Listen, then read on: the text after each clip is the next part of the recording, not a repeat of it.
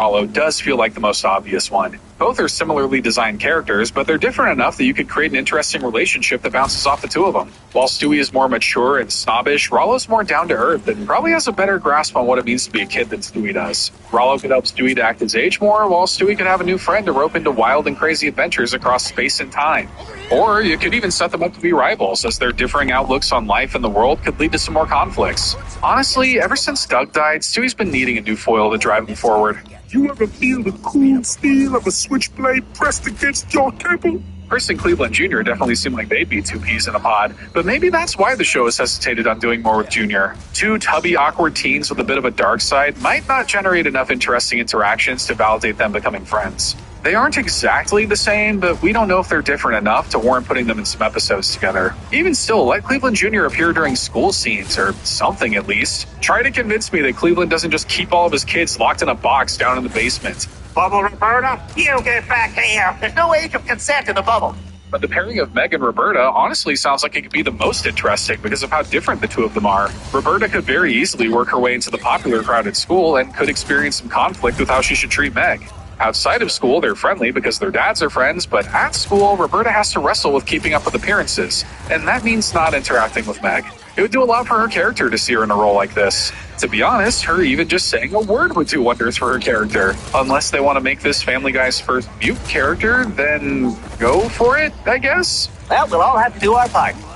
I'll take little cocoa butter here. In conclusion, Rocks and Rolls, this is a great take.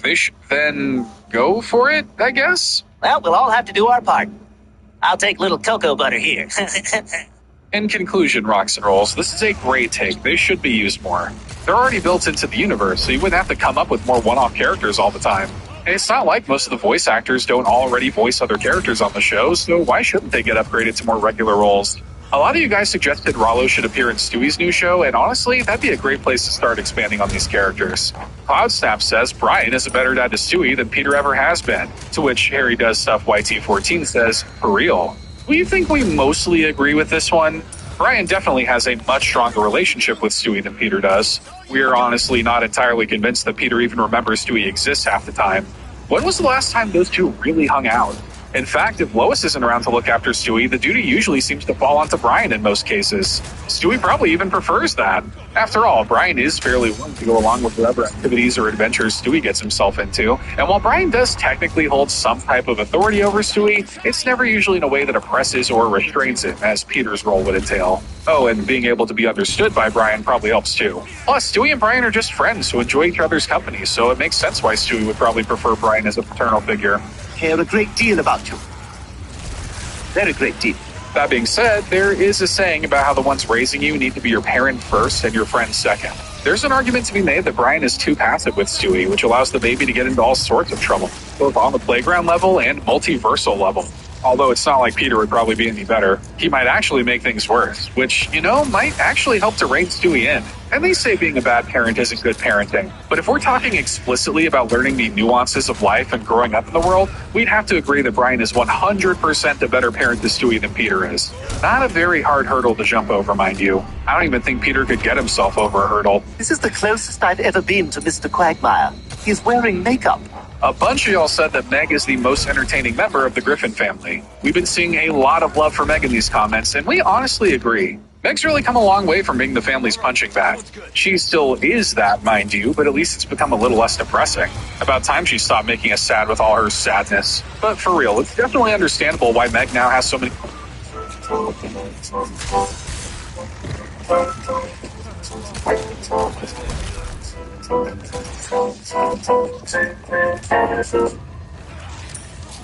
It's very involved for a while, and you know that my style is Can you guys get out here? Okay, they're right. Which is why I went on Depop and I bought myself a whole new central room filled with vintage nautical pieces. Oh, yay! That's the show! Cue the music.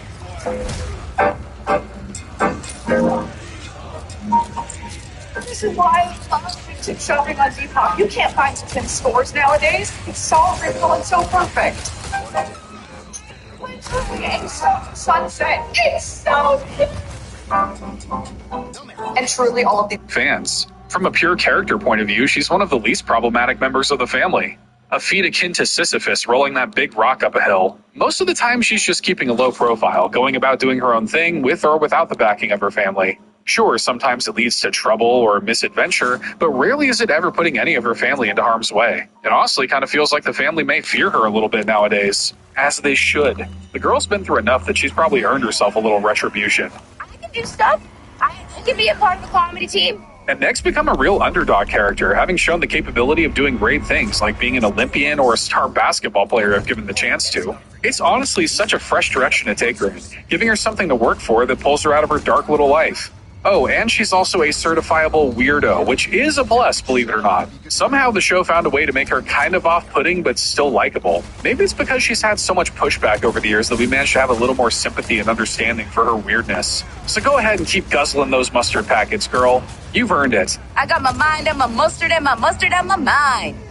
May have to disagree on Con Air as being the best episode, though. True, it is very funny that we got tricked into watching a Meg episode, but let's not forget that the rest of the episode revolves around a very long name gag. To disagree on Con Air as being the best episode, though. True, it is very funny that we got tricked into watching a Meg episode, but let's not forget that the rest of the episode revolves around a very long name gag and Peter and Chris fighting for the affection of Herbert.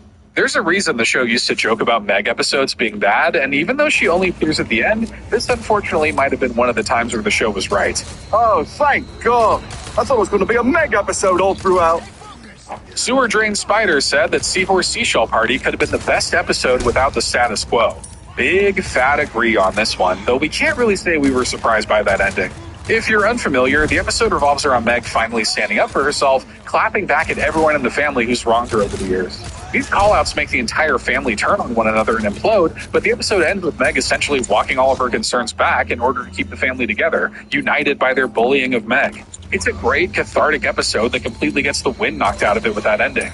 But the show always has to bend a knee to what's referred to as the status quo. Basically, if there's an episode about Peter getting a new red shirt, rest assured you will never see that thing again after that episode.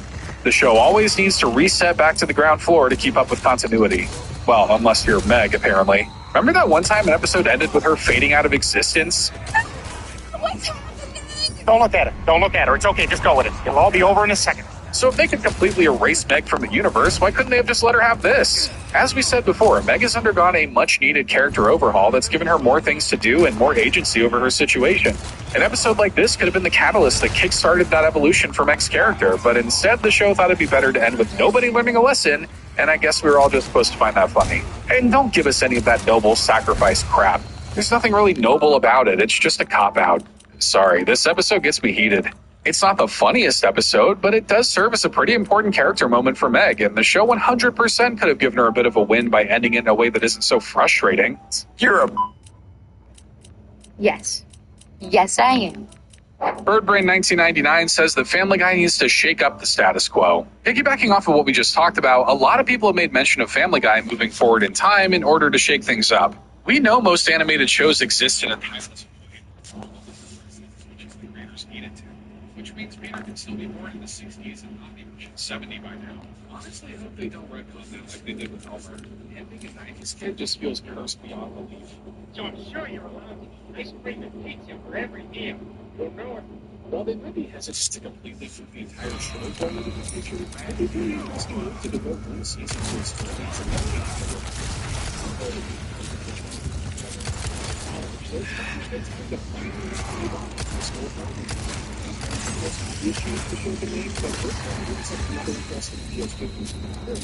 the voice would be a big change for Lucas Film in terms of options.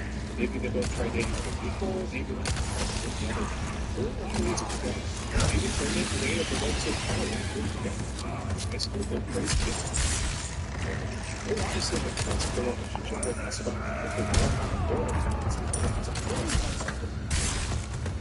It's definitely welcome as well. Joking somewhere was a lot of fun for a time. It's also proof that the show can be a logo. All right, this one's good.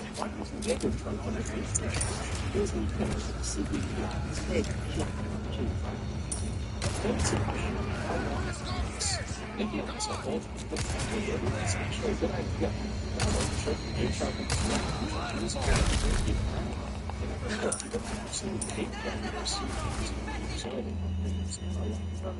For a lot less. The show's already pretty addicted to what if scenarios underneath your kitchen feels a little better. This is the opposite.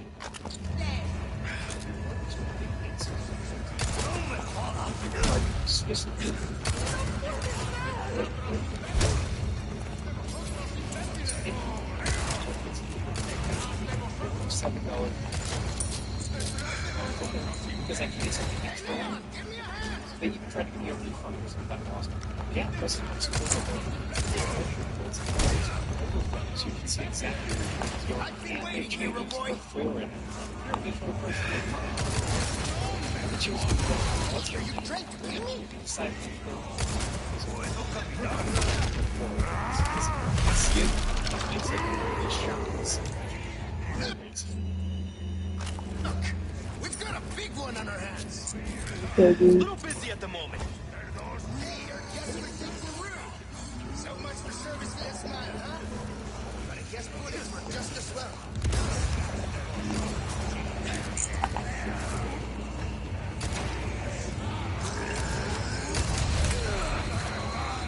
No me jodas.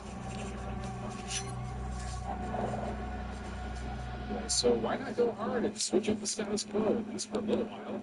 We're all for it.